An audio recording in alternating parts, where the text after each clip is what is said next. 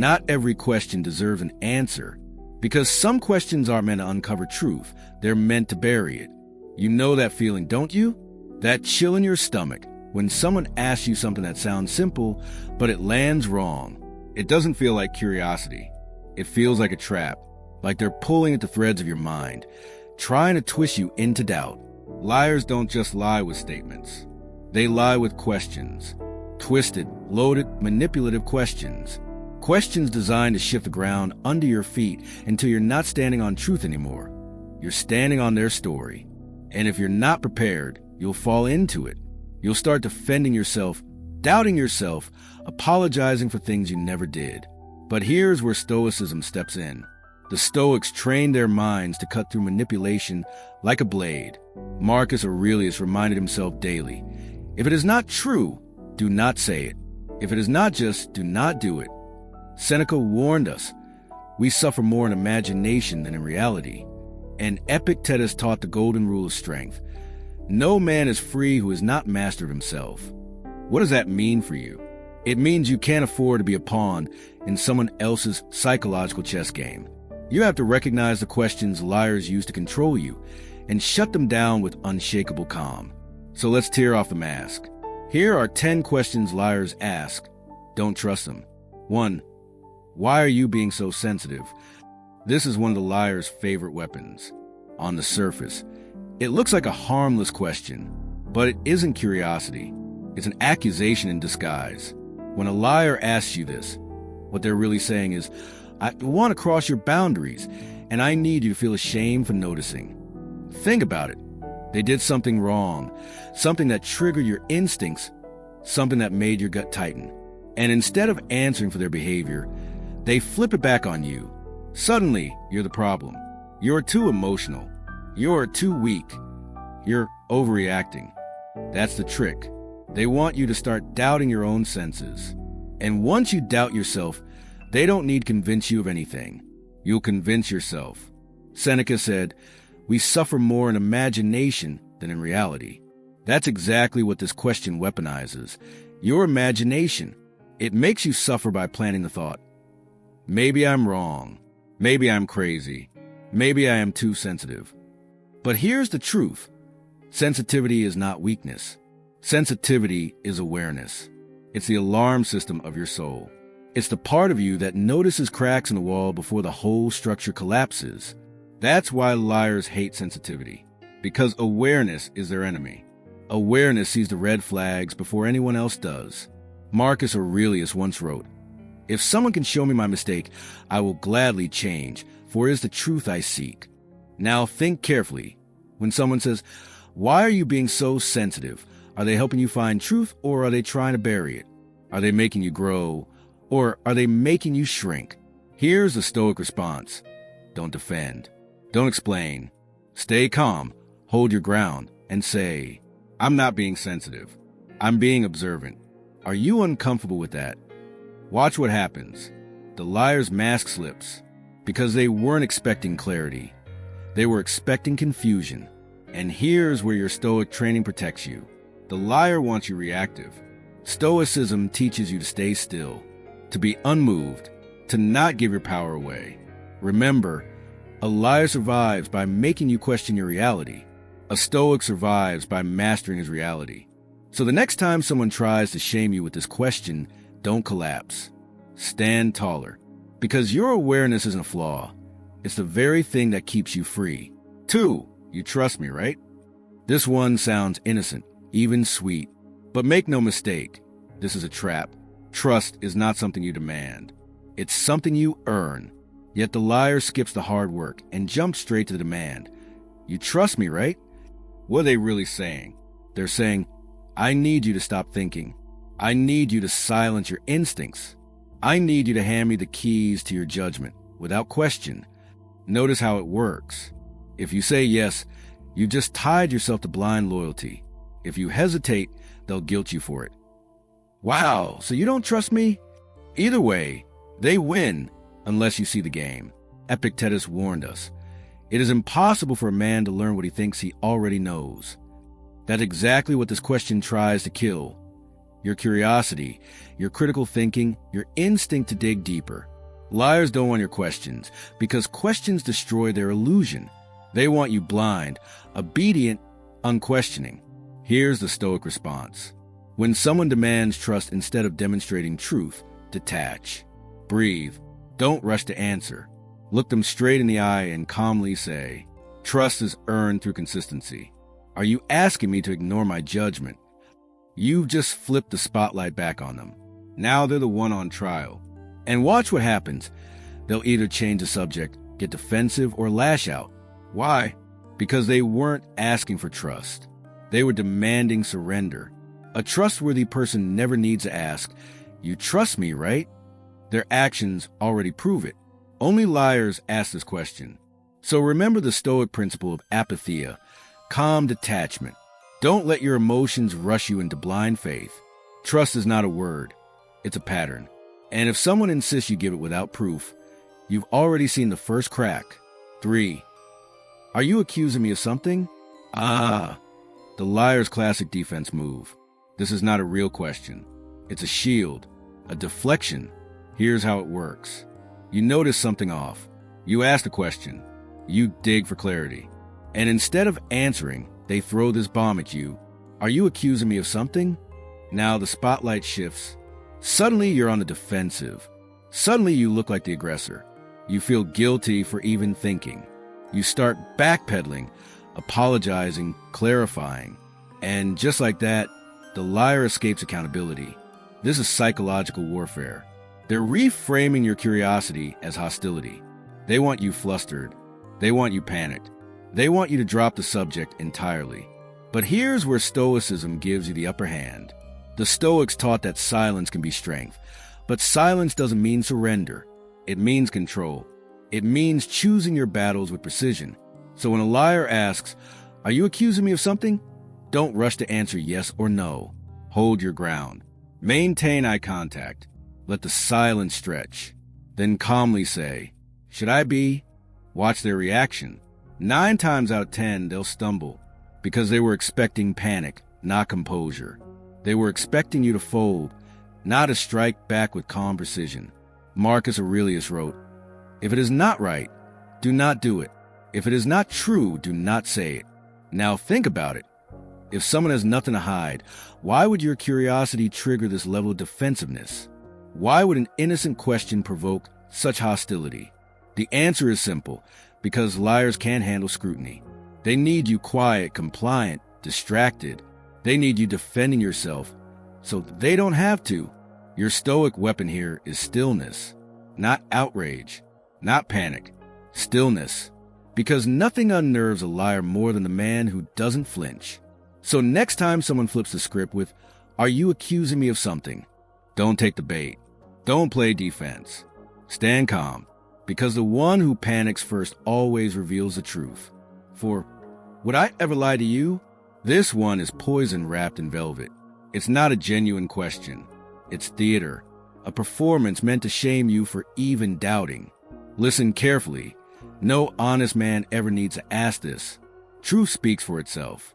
Integrity proves itself over time. But when someone looks you dead in the eye and says, "Would I ever lie to you?" that's not reassurance. That's distraction. What they're really saying is, don't look too closely. Don't ask too many questions. Believe the image I'm selling, not the cracks you're starting to notice. Marcus Aurelius wrote, "Waste no more time arguing what a good man should be. Be one." Think about that. If someone truly lived with honesty, they wouldn't have to beg you to see it. They wouldn't need to draw attention to it. They'd simply embody it. So why would someone even ask? Because deep down, they know you're close to uncovering something. They know their performance is slipping. And this line is their last, desperate attempt to cover the leak. Here's the Stoic counter. When someone asks you, "Would I ever lie to you?" don't rush to reassure them. Don't fall into the trap of defending your doubt. Instead, pause and calmly say, "That's not the question. The real question is, would I know if you did?" Watch their face. Liars live in fog. They thrive in confusion. By flipping the question, you've just turned on the floodlight. You force them into a reality they can't manipulate, your clarity. The Stoics never wasted energy speculating about people's intentions. They focused on what is. So instead of drowning in wouldn't they, anchor yourself in evidence. What do their actions show? What does consistency reveal? Because here's the truth. If someone has to convince you they'd never lie, you've already got your answer. 5. Can't we just move on from this? This is a liar's escape hatch. It doesn't mean closure. It doesn't mean peace. It means, I don't want to be held accountable. At first, it sounds reasonable. Who doesn't want to move on? Who wants to stay stuck in conflict? But that's exactly the trap. They weaponize your desire for peace against you. Here's what they're really saying. I'm tired of pretending. I'm tired of covering my tracks.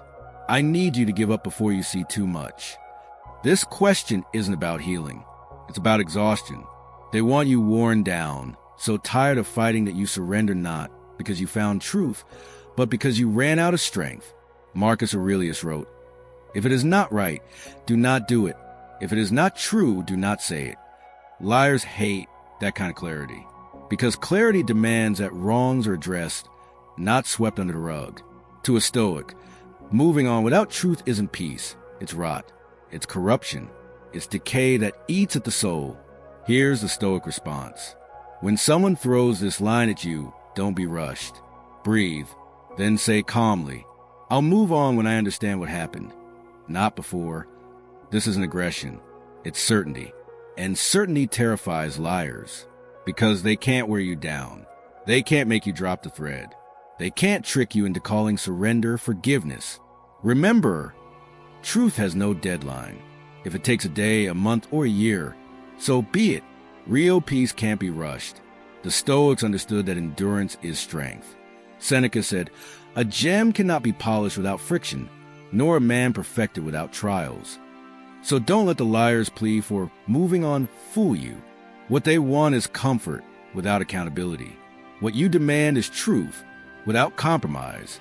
And those two can never meet. 6. Why would I lie about something so small? This one is sneaky. It's meant to make you feel ridiculous for even questioning them. After all, who would lie about something so trivial? But here's the catch. Liars lie about everything, big and small. In fact, the small lies are the most dangerous. Why? Because they condition you. They train you to overlook dishonesty, to swallow half-truths, to doubt your instincts. Every little unchallenged lie is a seed, and soon enough, it grows into a tree that blocks out the sun of truth. Seneca once said, "He who does not prevent a crime when he can, encourages it." The same applies to lies. Every small lie you ignore, you encourage. Every time you let it slide, you give permission. So when someone says, "Why would I lie about something so small?" The real answer is, because lying is their habit. Because dishonesty is their reflex. Because if they can twist you on the small things, they can own you on the big ones. Here's the Stoic counter. Smile, stay calm, and ask, if it's so small, why not just tell the truth? That flips the trap on its head, because their logic collapses instantly. If it really is insignificant, then telling the truth should be effortless. But they didn't, which means a lie wasn't about size, it was about control. Marcus Aurelius taught, "If someone is able to show me that what I think or do is not right, I will happily change, for I seek the truth." Truth requires no defense. Lies always do. And the liar who hides behind this question isn't protecting something small. They're testing how much you will tolerate. Remember, the man who ignores the small cracks in the wall will one day be buried under the collapse. Don't let small be the excuse that blinds you. 7. Do you really think I'm that kind of person? Now, this one is pure emotional blackmail. It's not about answering your question. It's about shifting the battlefield from facts to feelings. When a liar asks this, what they're really saying is, I need you to protect my image more than your truth. They're forcing you into a corner. If you push forward, you're cruel for doubting them. If you back down, you've just surrendered your instincts to save their ego. This is manipulation at its finest, because it plays on your loyalty, your kindness, your desire to see the best in people. But here's the Stoic reality. Character is not what someone claims. Character is what someone consistently demonstrates. Epictetus wrote, If you want to know a man, observe how he treats those who can do him no good. So when someone throws this line at you, do you really think I'm that kind of person? Remember, it's not about what you think. It's about what their actions have shown. Here's the Stoic counter. Don't fall into defending your judgment. Don't get tangled in emotional guilt. Look them calmly in the eye and say, I don't need to think. Actions speak louder than questions. This shatters illusion because now they can't hide behind identity. They can't guilt you into protecting the version of themselves they want you to see. They're forced to face reality, the one they've been running from. Marcus Aurelius reminded himself daily, the soul becomes dyed with the color of its thoughts. In other words, you can't hide your nature. Sooner or later, it bleeds through. And that's the truth liars fear most. Because deep down, they know the cracks in their mask are already showing. They just need you to close your eyes so they can keep pretending. But a Stoic never closes his eyes. He sees. And once you see, you cannot unsee. 8. How do Stoics deal with people who insult them or treat them unfairly? This is a classic. Imagine someone cuts you off in traffic, or maybe at work someone talks behind your back. The natural reaction? Anger, retaliation, maybe even plotting a comeback. But the Stoic response? Totally different. Epictetus said, if someone speaks badly of you, remember that he speaks not of you, but the opinion he has of you. It is not possible for him to speak of you, since he does not know you. What does this mean? That insult says more about them than it does about you. They are revealing their own state of mind, their bitterness, their lack of self-control. Marcus Aurelius, the emperor, faced betrayal, gossip, and slander daily, yet he reminded himself, the best revenge is not to be like your enemy. That's the ultimate power. To stay calm, unshaken, untouchable. So when someone insults you, instead of lowering yourself to their level, rise above it. Recognize that they're trapped in their own emotional storm. You remain anchored, because nobody can truly harm your character unless you let them. 9. Can Stoicism make you emotionless? This is one of the biggest misconceptions about Stoicism. People here control your emotions, and they think Stoics are like robots, cold and detached. But that's not true at all. Stoicism doesn't say, don't feel. It says, don't be ruled by what you feel. A Stoic still feels love, joy, sadness, even grief. Marcus Aurelius mourned the deaths of his children. Seneca comforted friends who were suffering. Epictetus, though once a slave, still cared deeply for people. But here's the key. They didn't let emotions hijack their judgment. They didn't drown in sorrow or burn with rage or let pleasure turn them into addicts. Think of it like this. Emotions are visitors. They knock on your door. Stoicism teaches you not to hand them the keys to your house. You acknowledge them, you feel them, but you remain the master of your choices. 10. How can I apply Stoicism in everyday life? This is where Stoicism comes alive, not in books, not in quotes, but in practice. Morning reflection. Before your day begins, ask yourself, what challenges might I face today? Who might test my patience? Marcus Aurelius did this every morning. It prepares your mind like armor. Evening reflection. Before bed, review your day. Where did I do well? Where did I stumble? What can I improve tomorrow? This builds self-mastery over time. Control test. Whenever something happens, pause and ask, is this under my control or not? If it's not, let it go. If it is, act wisely. Voluntary discomfort. Occasionally skip a meal, take a cold shower, or walk instead of driving. It builds resilience and reminds you that comfort isn't necessary for happiness. Practice gratitude. Every day, note a few simple things you're grateful for. Seneca once said that if you don't regard what you already have as enough, no amount will ever satisfy you. These little daily practices turn Stoicism from theory into transformation. So here's the heart of Stoicism. You don't control the world. You don't control other people. You don't control fortune, luck, or even tomorrow. But you do control one thing, your mind. And that's where your true power lies. People will insult you. Fate will throw hardships your way. Loved ones will disappoint you. Life will cut you down when you least expect it. But none of these things define you. What defines you is how you respond. As Marcus Aurelius wrote, You have power over your mind, not outside events. Realize this, and you'll find strength. That's the ultimate Stoic truth. Strength is not about being untouchable, but about being unbreakable. It's about standing firm in a world that tries to shake you. It's about living with reason, with courage, with justice, with self-control, the 4 cardinal virtues of Stoicism. So next time life tests you, remember, you are not your circumstances. You are not your emotions. You are not what others say or think. You are your choices, and that always is within your control.